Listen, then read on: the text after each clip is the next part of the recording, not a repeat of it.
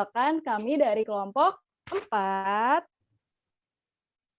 Di sini kami akan menjelaskan tentang PH 21 terhutang. saya Dita Aulia Ramadanti. Saya Dita Yuniarti. Saya Atik Suharti. Saya Fitri Mubarokah. Dan saya Ana Rahmawati. Dan saya Lisdayani. Kita akan menjelaskan mengenai PPH 21 dan kita akan bahas 3 soal sekaligus. Kita sama-sama bahas yuk teman-teman. Check it out. Silahkan buat masih Purita. Soal pertama yaitu gaji setahun selama 1 bulan. Pada tahun 2017, Yuna bekerja pada perusahaan PT Makmur Selalu dengan memperoleh gaji sebulan yaitu Rp6 juta dan membayar iuran pensiun sebesar Rp250.000. Yuna menikah tetapi belum mempunyai anak. Pada bulan Januari, penghasilan Yuna dari PT Makmur Selalu hanya dari gaji. Hitunglah PPH 21 terhutang pada bulan Januari. Penyelesaiannya yaitu penghasilan 1 bulan gaji sebesar Rp6 juta dikurangi biaya jabatan yang didapat dari 1 bulan gaji dikali 5%, yaitu Rp6 juta dikali 5%, sama dengan Rp300.000, ditambah iuran pensiun sebesar Rp250.000, sehingga totalnya menjadi Rp500.000. Jadi totalnya jadi Rp550.000. Dengan penghasilan neto 1 bulan didapat dari penghasilan gaji 1 bulan dikurangi biaya jabatan dan pensiun, yaitu Rp6 juta dikurangi Rp550.000 sama dengan Rp5.450.000. Penghasilan neto 1 tahun didapat dari penghasilan neto 1 bulan dikali 12, yaitu Rp65.400.000. Selanjutnya dijelaskan oleh Saudari Dwita. Baik, terima kasih. Di sini saya akan menjelaskan bagaimana mencari PTKP setahun. Karena dia sudah menikah tetapi belum mempunyai anak, maka PTKP setahunnya sebesar Rp58.500.000.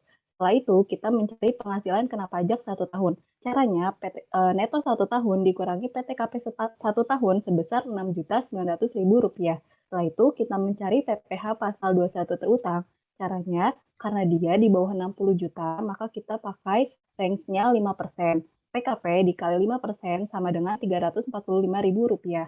Setelah itu, kita mencari PPH pasal 21 terhutang. Caranya, PPH terhutang dibagi 12. Rp345.000 dibagi 12 sama dengan Rp28.750. Setelah itu, kita lanjut ke slide selanjutnya. Akan dibacakan oleh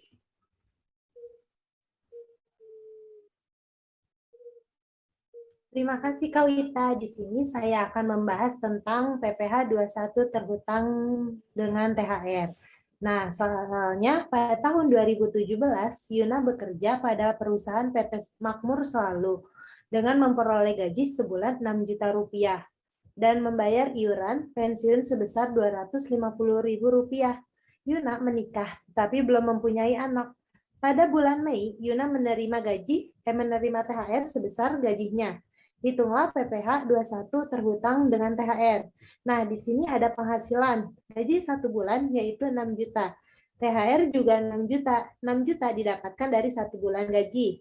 Dan total dari penghasilan yaitu Rp12 juta. Di sini juga ada pengurangan biaya. Biaya jabatan, rumusnya, gaji dikali 5%. Gaji itu 12 juta dikali 5%. Jadi hasilnya 600.000. Dikarenakan maksimal biaya jabatan itu 500.000, maka ditulisnya 500.000. Nah, iuran pensiun yaitu 250. Jadi total pengurangan yaitu 750.000. Penghasilan net dalam 1 bulan itu penghasilan dan dikurang biaya pengurangan. 12 juta dikurang 750.000, yaitu hasilnya 11.250.000. Penghasilan neto 1 tahun itu neto 1 bulan dikali 12, yaitu 11.250 dikali 12. Jadi hasilnya 135 juta. Nah, selanjutnya akan dijelaskan oleh rekan saya, Lisda. Terima kasih Kak Fitri. Teman-teman semua, hari ini Lisda akan meneruskan apa yang dijelaskan sama Kak Fitri. Kita lanjut ya. PTKP setahunnya yaitu 58 juta. Kenapa? Karena wajib pajak sendiri karena sudah menikah dan belum memiliki tanggungan. Dan penghasilan kena pajak 1 tahun yaitu penghasilan bersih dikurangi dengan PTKP setahun. Hasilnya 76.500.000. PPh pasal 21 terhutang yaitu kena 2 lapis.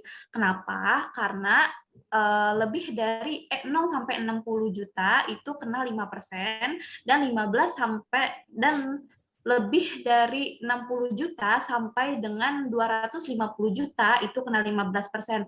Karena PTKP-nya 1 tahun itu 76 juta, 76.500.000, maka 5%-nya itu 60%-nya dikali dengan 5%, 60 juta dikalikan dengan 5%, dan sisanya dari 76 juta 500 dikurangi 60 juta yaitu 16, sisanya 16.500.000. Maka PPh pasal 21 terhutang dalam 1 tahun yaitu Rp5.475.000. PPh per bulan dengan adanya THR yaitu Rp5.475.000 dibagi dengan 12. Dikurangi dengan PPh normal yaitu Rp28.750.000. 28.750 rupiah. Maka PPh atas THR yaitu Rp427.500. Selanjutnya penjelasan tentang PPh 21 dengan rapel gaji akan dibacakan oleh Ibu Dita. Waktunya dipersilahkan. Baik, terima kasih Lisda. Teman-teman, kita coba bahas mengenai gaji setahun plus rapel ya. Pada tahun 2017, Yuna bekerja pada perusahaan PT Makmur Selalu dengan memperoleh gaji sebulan sebesar 6 juta rupiah dan membayar iuran pensiun sebesar 250.000 rupiah. Yuna menikah tetapi belum mempunyai anak. Ternyata mulai Januari 2017 ada kenaikan gaji. Namun pembayarannya dirapel pada bulan Juni 2017. Nilai kenaikan gaji tersebut sebesar 3 juta rupiah. Yuk kita tentukan PPh yang akan dibayar pada bulan Juni tersebut. Kita coba bahas ya teman-teman. Di sini kan penghasilan Yuna adalah 1 bulan gajinya sebesar 6 juta rupiah. Kenaikan gajinya dari bulan Januari sampai Juni atau bersekitar 6 bulan dan kira-kira itu 18 juta rupiah. Maka total gajinya adalah 24 juta rupiah dari bulan Januari sampai Juni itu. Namun di situ ada pengurangan. Pengurangannya adalah biaya jabatan yang didapat dari gaji kali 5%. Yang maksimum adalah Rp500.000. Iuran pensiun sebesar Rp250.000, sehingga total pengurangan adalah Rp750.000. Maka penghasilan neto sebulan yang didapat dari gaji dikurangi biaya adalah Rp23.250.000. Penghasilan neto 1 tahun itu didapat dari neto 1 bulan dikali 12, yaitu Rp279 juta. Maka PTKP setahunnya akan dijelaskan oleh Saudari Atik. Silakan, Bu Atik. Baik, terima kasih Bu Dita. Setelah kita mengetahui tentang penghasilan dan pengurangan dari gaji, maka kita akan mencari PTKP setahun. Penghasilan tidak kena pajak dalam 1 tahun karena wajib pajak itu sudah menikah tapi belum mempunyai anak, maka PTKP dalam setahun dikenakan 58.500.000. Jadi PKP 1 tahunnya yaitu neto 1 tahun dikurangi PTKP 1 tahun. Berarti 279 juta dikurangi 58.500.000, hasilnya 220.500.000. Nah, seperti sudah dijelaskan rekan saya Lisda, karena di atas 60 juta, maka dikenakan pajak progresif. Yang pertama itu range dari 60 juta sampai 250 juta, sampai dengan 60 juta dikenakan 5%. Jadi 60 juta dikali 5% hasilnya 3 juta. Sisanya dari 220 juta 500 dikurangi 60 juta yaitu 160 juta 500 dikenakan pajak 15%. Hasilnya 24 juta 75.000. 3 juta ditambah 24 juta 75.000 hasilnya 27 juta 75.000. Nah, untuk PPh per bulan dengan adanya rapel maka 27.075.000 dibagi 12 hasilnya 2.256.250. Nah, kita ketahui tadi di awal PPh normal tanpa adanya rapel yaitu 28.750. Maka PPh yang harus dibayarkan atau PPh pasal 21 terhutang jika ada rapel maka perhitungannya 2.256.250 dikurangi 28.750. Hasilnya 2.227.500. Demikian penjelasan tentang PPh 21 apabila ada rapel. Berikutnya saya akan kembalikan kepada pembawa acara, Mbak Dwita, silakan.